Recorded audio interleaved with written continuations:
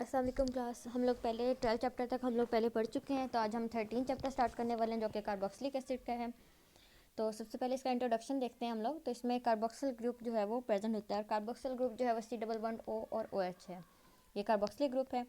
अच्छा, carboxylic group जो है, ये कार्बोक्सिल ग्रुप जो है इससे जो है वो दो चीज़ों से मिलकर बनता है, और वो कौन कौन सी चीज़ें हैं अगर हम लोग इसको देखें तो इसमें दो तरह के ग्रुप्स हैं। एक ये वाला, इसको हम कहते हैं कार्बोनिल ग्रुप, और ये OH है, इसको हम कहते हैं हाइड्रोक्सिल ग्रुप। तो कार्बोनिल और हाइड्रोक्सिल ग्रुप को हम मिला के कार्बोक्सिल ग्रुप जो है इसका नाम दे देते हैं।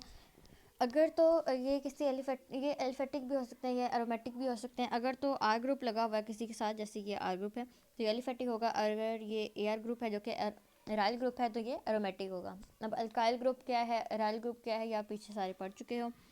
उसके बाद उनका कार्बोक्सिलिक एसिड जो है वो मोनो भी हो सकते हैं, डाई, ट्राई, कुछ भी हो सकते हैं, डिपेंड करता है उसमें कार्बोक्सिल ग्रुप जो है वो कितने प्रेजेंट है। अगर तो उसमें कार्बोक्सिल ग्रुप एक है तो वो मोनो है, अगर दो है तो वो डाई है, तीन है तो ट्राई, अगर बहुत सारे हैं तो वो पॉली है। तो ये इनके डिपेंड करता है कि उसके अंदर कितने कार्बोक्सिल ग्रुप जो है वो प्रेजेंट है। अच्छा, एलिफेटिक कार्बोक्सिल ग्रुप की अगर बात की जाए तो इधर एग्जाम्पल उन्होंने दे दिया जी।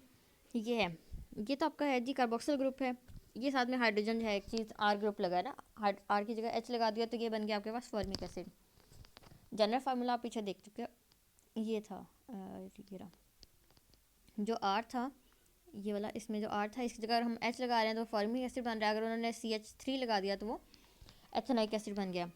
अब इसी तरह उन्होंने एक ये एग्जांपल दी है आपके पास, ये है दो, इसमें कार्बोक्सिल ग्रुप है ना, जैसे हमने पीछे कहा कि दो भी हो सकते हैं, तीन भी हो सकते हैं, तो डाई, ट्राई कुछ भी हो सकते हैं। इसमें ये दो कार्बोक्सिल ग्रुप प्रेजेंट है, तो ये ऑक्जेलिक एसिड है। इसमें भी दो प्रेजेंट है, लेकिन इसमें CH3 लगा हुआ है, तो ये आपके पास हो गया जी मिलेनिक एसिड, और दूसरा इसका नेम है प्रोपेन डाइओइक एसिड। ठीक है। एरोमेटिक एसिड की बात की जाए तो ये देखें, ये बेंजीन है, साथ ये कार्बोक्सिल ग्रुप लगा है तो इसका नेम बन गया बेंजोइक एसिड। ये दो बेंजोइक कार्बोक्सिल ग्रुप लगे हुए हैं तो इसका नेम बनता है 1,2 बेंजीन डाई कार्बोक्सिलिक एसिड। तो दो है ना डाई कार्बोक्सिलिक एसिड, और इसका दूसरा नेम जो बनेगा वो है, एक मिनट, पैथेलिक एसिड। ठीक है, तो ये इसका नेम है। आपको ये नेम याद रखना है कि इसका ऐसे नाम क्या बन रहा है, इसका स्पेसिफिक नेम क्या है, तो ये सारे नेम आपको याद रखने हैं। उसके बाद जी नोमेनक्लेचर ऑफ बेंजोइक एसिड है। नोमेनक्लेचर हम शुरू से बहुत चैप्टर्स में पढ़ चुके हैं, तो ये सारे मतलब आपको अब तक तो बहुत इजीली आपको याद होने चाहिए। तो the aliphatic monocarboxylic acids are commonly called fatty acids. जो एलिफेटिक हैं जिसमें आर ग्रुप प्रेजेंट है, कॉमनली हम इसको फैटी एसिड्स भी कहते हैं, because high number of their series such as, अब इसमें ना बहुत सारे जो हायर सीरीज आ जाती हैं जिसमें कार्बन ग्रुप बहुत ज़्यादा हो जाते हैं, तो इसमें इसको हम पाल्मेटिक एसिड है, स्टेरिक एसिड है, तो obtain bye the hydrolysis of fats और ऑयल्स। ये दोनों जो है ये फैट्स और ऑयल्स की हाइड्रोलिसिस से बनते हैं, इसलिए हम इसको फैटी एसिड्स भी बोलते हैं। द एलिफेटिक मोनोकार्बोक्सिलिक एसिड्स में be given common names, IUPAC name भी हम इसको दे सकते हैं। कॉमन और ट्रिवल नेम्स जो हैं वो यहाँ पे उन्होंने बता दिए। The common names of carboxylic acid were derived from the source from which they are isolated. जिस सोर्स से वो आइसोलेट हुए हैं उसका नेम जो होगा कार्बोक्सिलिक एसिड का, हम उसके सोर्स के हिसाब से देंगे। For example, the irritation caused by an ant bite. आपके पास चूंटी है, कोई उसको अगर चूंटी जो है आपको काट लेती है तो इरिटेशन होती है ना, तो आपको थोड़ा सा पेन फील होती है। अब वो क्यों होती है, वो ड्यू टू फॉर्मिक एसिड होती है। ठीक है, फॉर्मिक एसिड जो है वो उसके अंदर होता है।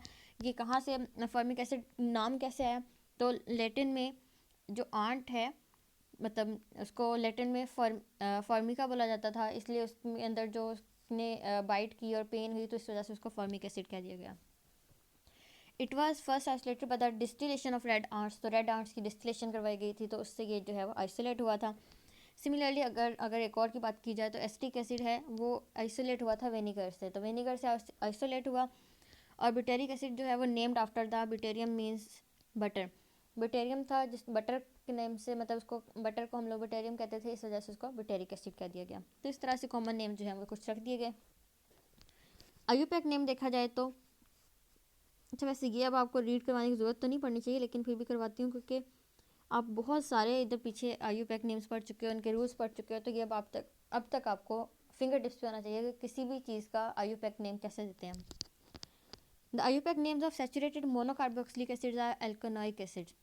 एल्कोनोइक एसिड्स हैं जी, these are derived from the names of alkane containing the same number of carbon atoms as the acid. अच्छा, अब हमारे पास कोई एक एसिड है, उसके अंदर जितने कार्बन एटम्स है ना वो उसके कॉरस्पॉन्डिंग अल्केल के अंदर होंगे। फॉर एग्जांपल अगर कोई कार्बोक्सिलिक एसिड है, उसके अंदर 2 कार्बन आइटम है ना, तो वो कॉरस्पॉन्डिंग उसका अल्केन इथेन ही होगा, तो उससे हम उसका नेम बनाएंगे। उसका जो एंड होगा ई, उसको हम जो है रिप्लेस कर देंगे वर्ड OIC से। मतलब अगर फॉर एग्जांपल इथेन है, उसके साथ इथेन में 2 कार्बन एटम है, उसके साथ आपने कार्बोक्सिल ग्रुप लगा दिया, वो जो इथेन का लास्ट वाला ई है उसको रिप्लेस कर दोगे आप OIC के साथ, और साथ में एसिड लगाओगे तो वो बन जाएगा ethanoic acid.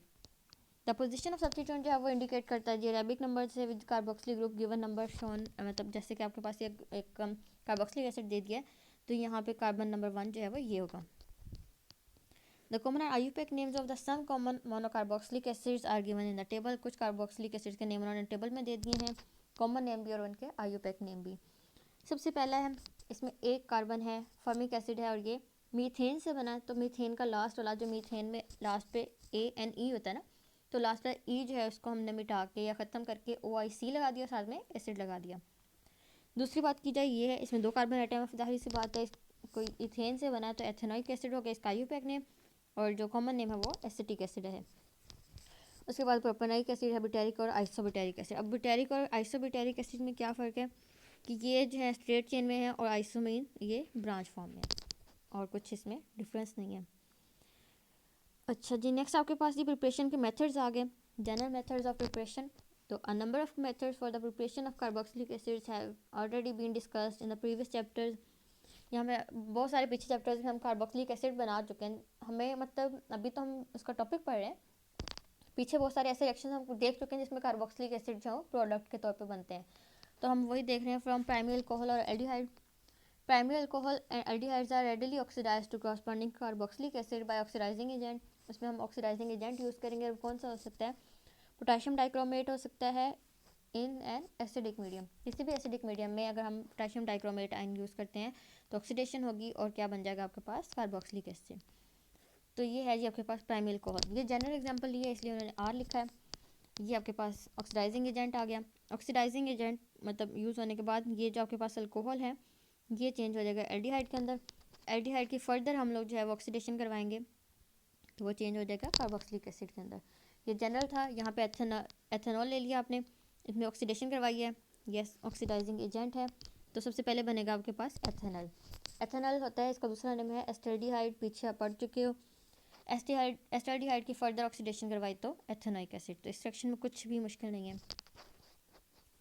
Aldehydes are easily oxidised to corresponding carboxylic acids even by mild oxidising, मतलब स्ट्रॉन्ग ऑक्सीडाइजिंग से तो हो ही जाता है, तो ये इतना इजीली ऑक्सीडाइज हो जाता है कि बहुत माइनर कोई mild oxidising agent like Tollens reagent, जो कि अब टॉलेंस रीजेंट का आपको पूछा जा सकता है टॉलेंस रीजेंट होता क्या है, तो वो क्या होता है आपके पास अमोनिकल सिल्वर नाइट्रेट को हम टॉलेंस रीजेंट बोलते हैं, इसकी प्रेजेंस में भी ऑक्सीडेशन होकर वो कोई एसिड बना सकते हैं। फ्रॉम अल्केन नाइट्राइल्स, इससे कैसे बनेगा, तो अल्केन नाइट्राइल जो हाइड्रोलिसिस करवाएंगे, बॉइलिंग करवाएंगे विद मिनरल एसिड्स के साथ, और alkalis yield corresponding carboxylic acid, तो जब हम इसके हाइड्रोलिसिस करवाएंगे तो कॉरस्पॉन्डिंग हमारे पास कोई भी एसिड आ जाएगा। Alkane nitriles can be prepared, यहाँ पे उन्होंने अल्केन नाइट्राइल्स की प्रिपरेशन बताई है कि कैसे बनती है, तो आपने ये आपके पास कोई अल्काइल हैलाइड है, इसका रिएक्शन करवाया KCN की in the presence of alcohol, तो ये आपके पास बनेगा अल्काइल या alkane nitriles. It may be noted that acid produced has one carbon atom more than the original alkyl halide. For example, आपने कोई अल्कीन को यूज़ किया है, इथेन यूज़ किया है और इसका कोई एसिड बनाना चाह रहे हो, तो उससे जो एसिड बनेगा उसमें एक कार्बन एटम ज़्यादा होगा। फॉर एग्जांपल अगर आप इथेन से बना रहे हो तो जो कॉरस्पॉन्डिंग एसिड बनेगा उसमें 3 होंगे कार्बन एटम, ये बात की उन्होंने। ग्रिगनर रीजेंट से कैसे बनेंगे, तो carboxylic acid can be prepared by the action of Grignard reagent with carbon dioxide.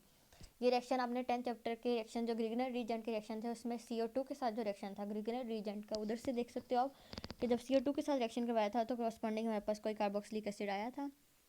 This reaction is either carried out by passing carbon dioxide through the ethereal solution of the corresponding Grignard reagent और by adding Grignard reagent to the crushed dry ice suspended in ether.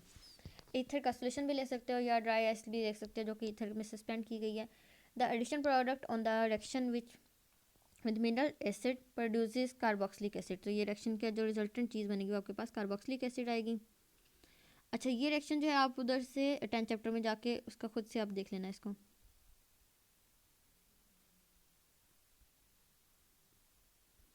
यहाँ पे I think so book में थोड़ी सी missing है चीज़ें, बल्कि नहीं, ये रिएक्शन दिया हुआ है, वही वाला रिएक्शन जो आप 10 चैप्टर में पढ़ चुके हैं वो यहाँ पे भी दिया हुआ है। पहले ये जनरल रिएक्शन है, आप स्पेसिफिक भी कर सकते हो। तो ये आपके पास ग्रिग्नेट रीजेंट है, ये CO2 है, ईथर है, ट्राइथर। ये सबसे पहले इसकी इसके साथ OMGBr लगेगा, देन रीअरेंजमेंट होगी, वाटर की प्रेजेंस में हाइड्रोलिसिस होगी और आपके पास कोई भी कार्बोक्सिलिक एसिड बन जाएगा। ये सारा रिएक्शन आप जो है वो डिटेल में पीछे पढ़ चुके हो।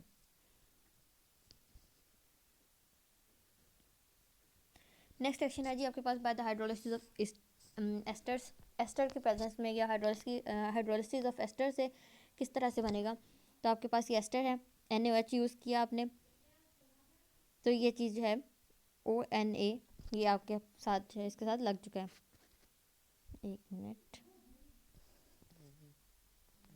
तो ये रिएक्शन आपके पास आपने इधर एस्टर यूज़ किया है, जनरल रिएक्शन है पहले तो RCOOR, उसके ऊपर R जो प्राइम लगाया है तो इसका मतलब ये दूसरा R है ना, तो साथ में NaOH है आपके पास। अब रिप्लेसमेंट जस्ट क्या हुई है कि R की जगह जो है OR, यहाँ से एक OR निकलेगा और इसकी जगह Na आके लग जाएगा, ठीक है। हाँ सॉरी, एक मिनट, ये OR की जगह जो है वो Na लगेगा आके, तो ये चीज़ बनेगी आपके पास O के साथ। ये जो Na लिखा ना उन्होंने स्मॉल में लिखा है, ये Na स्मॉल में नहीं, कैपिटल सोडियम वाला ही लगेगा, और बाकी का जो ये R है ये OH के साथ जो है वाके लग गया। अच्छा, अब बाकी ये जो है आपके पास रिएक्शन बना है ONA वाला, इसके ऊपर आप HCl का रिएक्शन करवाओगे तो ये NaCl के साथ बन जाएगा, मतलब Cl के साथ जाके लगेगा, और जो O है इस साथ हाइड्रोजन आके लगेगी और कार्बोक्सिलिक एसिड बन जाएगा। स्पेसिफिक एग्जांपल अगर आप देखते हो तो इसमें इथाइल एसीटेट है, साथ में NaOH है। तो सिंपल आपने जैसे जनरल रिएक्शन देखा है उसी तरह से इसकी रिप्लेसमेंट करवाओगे कि इस O के साथ जो है वो Na लगेगा। नेक्स्ट रिएक्शन में मतलब नेक्स्ट स्टेप में क्या होगा कि ONA जो है वो HCl के साथ जब आप रिएक्शन करवाओगे तो NaCl बन जाएगा और O के साथ जो है H लग जाएगा, और क्या बन जाएगा आपके पास कोई भी एसिटिक एसिड जो है वो बन चुका होगा। लास्ट आपकी प्रिपरेशन का जो मेथड है वो जी ऑक्सीडेटिव क्लीवेज ऑफ अल्कीन्स है। तो alkenes when heated with alkaline KMnO4 are cleaved at a double bond to form carboxylic acid। cleaved का मतलब होता है तोड़ना, तोड़ना मतलब उसको ब्रेक करना, तो डबल बॉन्ड की पोजीशन से वो ब्रेक होगा। आपने KMnO4 या OH जो है इसकी आपने कंडीशन ले ली है ये वाली, तो रीएजेंट यूज़ कर रहे हो, तो सिमेट्रिकल एल्कीन लिया आपने सबसे पहले, और 4 जो है वो ऑक्सीजन के एटम लिए हैं। जब 4 ऑक्सीजन के एटम ले लिए और इसकी आप ऑक्सीडेटिव क्लीवेज करवा रहे हो तो 2 इसमें कार्बोक्सिलिक एसिड के जो है वो सिंपल उन्होंने प्रोडक्ट बना दिया है, कुछ भी ऐसा रिएक्शन उन्होंने शो नहीं किया। ये जनरल रिएक्शन था।